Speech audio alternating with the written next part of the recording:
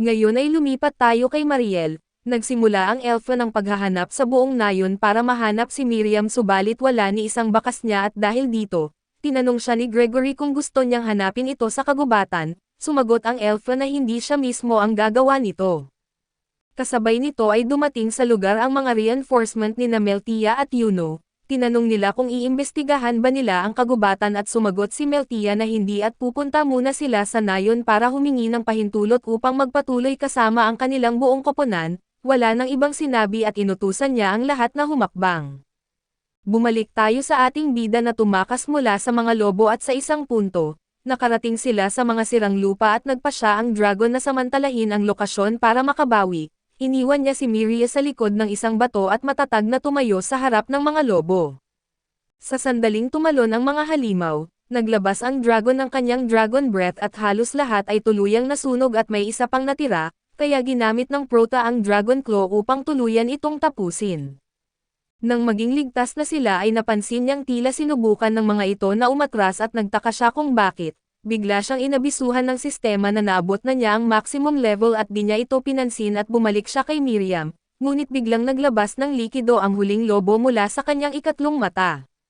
Sa muli ay binuhat ng dragon si Miria at nagtungo sila sa nayon at sa daan, iniisip ng bida kung tama bang dalhin niya ito sa ganoong anyo dahil baka maulit ang nangyari noon na inatake siya ng walang awa.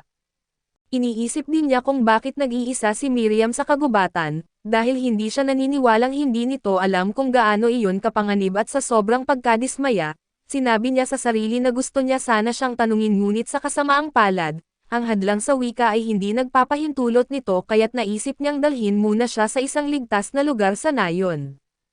Habang patuloy niya itong dala ay may sinabi si Miriam at sa pagkakataong ito ay bahagya niya itong naintindihan, natuwa at nasabik siya ng sobra at inisip pa niyang nagpasalamat ito sa kanya na malamang ay totoo. Ngunit ang sandaling iyon ng saya at pag-asa ay naputol nang magsalita ang boses ng sistema at tanungin siya kung gusto ba niyang makita ang evolution tree, medyo nainis siya pero sinabi niyang titingnan niya ito. Ipinakita sa kanya ang apat na pagpipilian at nang makita iyon ay nagtaka siya kung bakit walang evolution para sa Plague Dragon na gayong isa na siya nito, ipinaliwanag ng banal na boses na hindi ito makapagbibigay ng ganitong uri ng paliwanag, ngunit hindi na iyon mahalaga sa ating dragon. Pagod na siya sa kanyang uri kaya't sinabi niya sa sistema na hindi niya pipiliin ang Plague Dragon kahit paman, dahil kung gagawin niya iyon ay hindi na muling sasakay si Miriam sa kanyang likod. Pagkatapos, tinanong siya ng sistema kung gusto ba niya ng mas detalyadong impormasyon tungkol sa bawat available na evolution at sumang-ayon siya, sinimulan ng sistema sa una at ipinaliwanag na ito ang Dark Human Drago at isa itong mababang ranggong dragon. Itinuturing itong isang demi-human at ang katawan nito ay nababalutan ng may itim na kaliskis, hindi masyadong maintindihan ng ating binata kung ano ang magiging anyo niya rito at iniisip niyang baka maging tao siya, pero umaasa sa pinakamasamang posibilidad. Alam niyang masyadong maganda iyon para maging totoo at di siya makapaniwala sa anumang sinasabi ng hangal na boses, dahil sigurado siyang may nakatago na kapalit at malamang ay tama siya. Sunod na ipinakita ng sistema ang ikalawang opsyon at ito ang Rolling Dragon, ang pinakamabilis sa mundo ng mga dragon at sa kanya ay malinaw na ang anyong ito ay gumugulong lamang dahil nasa pangalan pa lang. Pagkatapos ay ipinakita ang ikatlo, ang Small Arc Dragon na isang dragon na may elementong liwanag at may mataas itong katalinuhan at gumagamit ng white magic at nang marinig ito, natuwa ang ating munting dragon. Ngunit alam niyang ang salitang small para sa kanya ay nangangahulugang mas kaunting evolution sa hinaharap, gayunpaman ay hindi na iyon mahalaga at nagustuhan niya ang tunog ng white magic. Sa ngayon ito ang pinakanagustuhan niyang evolution lalo na dahil mas magiging komportable si Miriam kapag siya ang sakay niya at sa huli, ang ikaapat ay tinatawag na Jormungand at ipinaliwanag na ito ay may katawan ito na parang napakalaking ahas, nababalutan ng kaliskis na may nakamamatay na lason at binalaan siya ng sistema na anumang lupang madadaanan ng halimaw na ito ay masisira. Dito natakot ang ating binata dahil alam niyang magiging numero unong kaaway siya ng sangkatauhan, ngunit dahil abala siya sa sistema ay nakapikit siya habang iniisip kung alin ang pipiliin. Sa sandaling iyon, tinapik ni Miriam ang matigas niyang mukha gamit ang isang daliri at sinubukan niyang may sabihin habang itinuturo ang isang lugar kaya't huminto sila sa isang talon kung saan uminom si Miriam ng sariwang tubig, samantala ay iniisip naman niya ang mga benepisyo ng bawat evolution. Siyempre, agad niyang tinanggal sa pagpipilian ang Jormungandr dahil sa malinaw na dahilan at di niya madala si Miriam sa ganoong anyo. Ang Rolling Dragon naman ay gumugulong lang at para sa kanya ay wala itong silbi na parang palabas lang sa circle. Samantala ang Small Arc Dragon ay maaaring mas madaling makisama sa mga tao, at isa pa ay may elementong liwanag ito subalit iniisip din niya ang Dark Human Dragon, dahil baka mas maganda iyon sapagkat isa itong semi-human at marahil ay nasa parehong kategorya ng mga tao.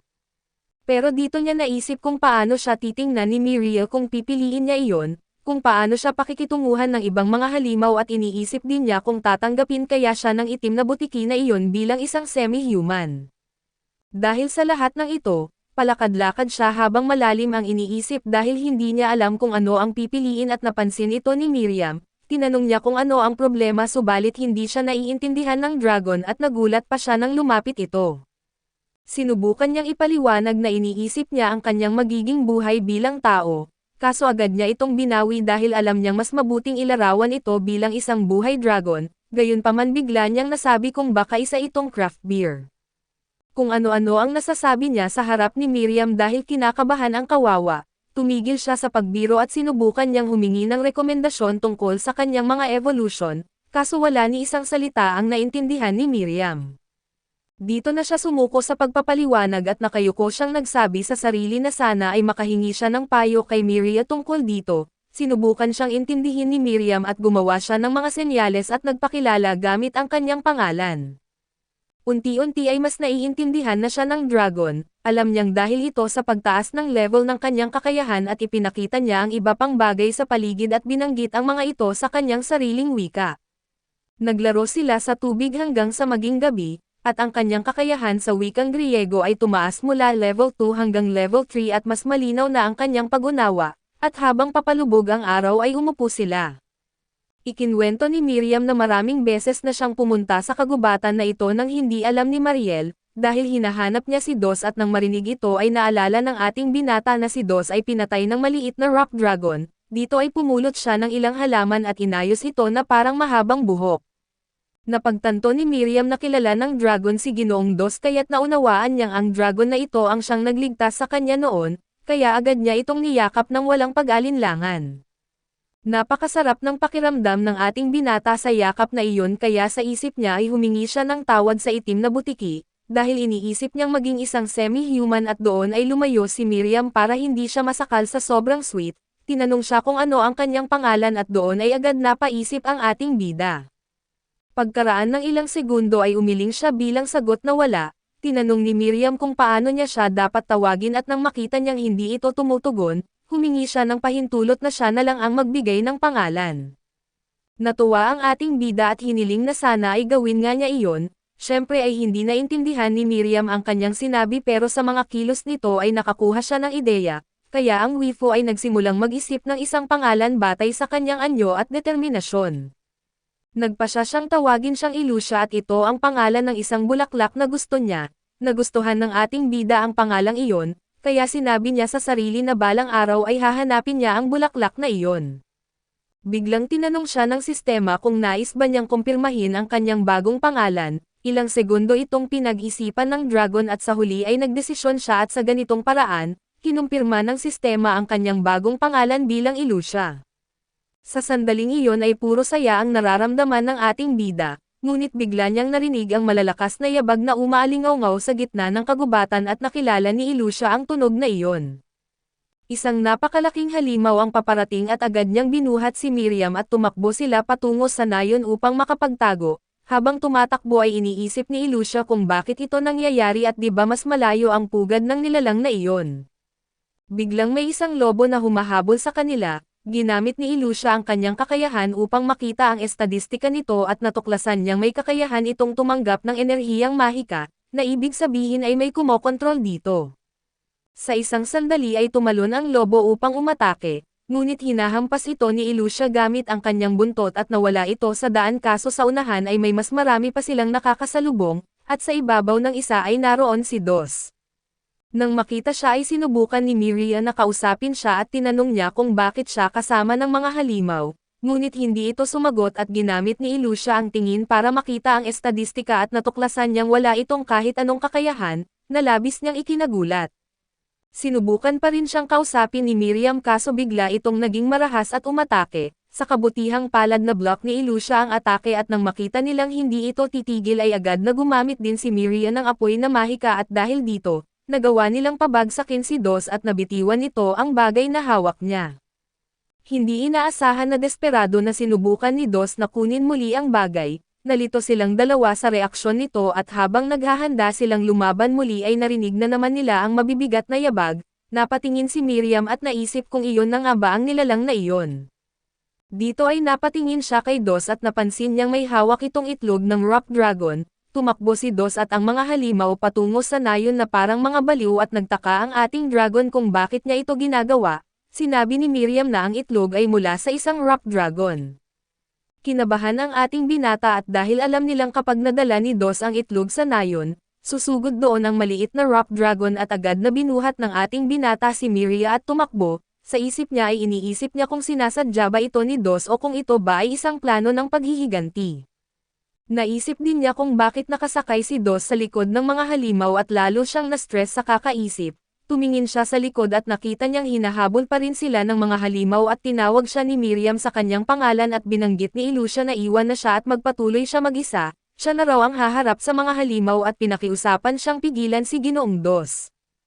Alam niyang hindi nito kakayanin ang mga halimaw at tinawag niya itong baliw at tumanggi siyang gawin iyon, ngunit sa isang tapat na tingin ay nakiusap si Miriam na iligtas niya ang nayon at muli siyang tinawag sa kanyang pangalan.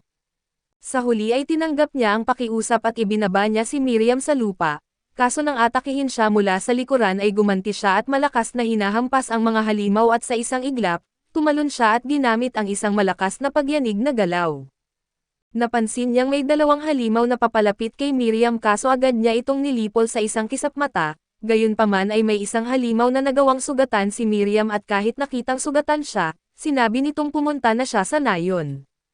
Ngunit ang ating munting dragon ay nangakong puprotektahan niya ang nayon at siya rin, malapit sa nayon ay nakarinig si Mariel ng parang isang malakas na ungol at napansin niya ito subalit inisip niyang baka imagination niya lamang iyon. Sa ngayon ay kailangan niyang mahanap si Miriam sa lalong madaling panahon. Sa nayon ay narinig nila ang mabibigat na yabag ng rock dragon, samantala ang grupo ng apat ay nakatingin sa katawan ng halimaw na kakapatay lamang, habang si Dos ay patuloy na tumatakbo ng napakabilis.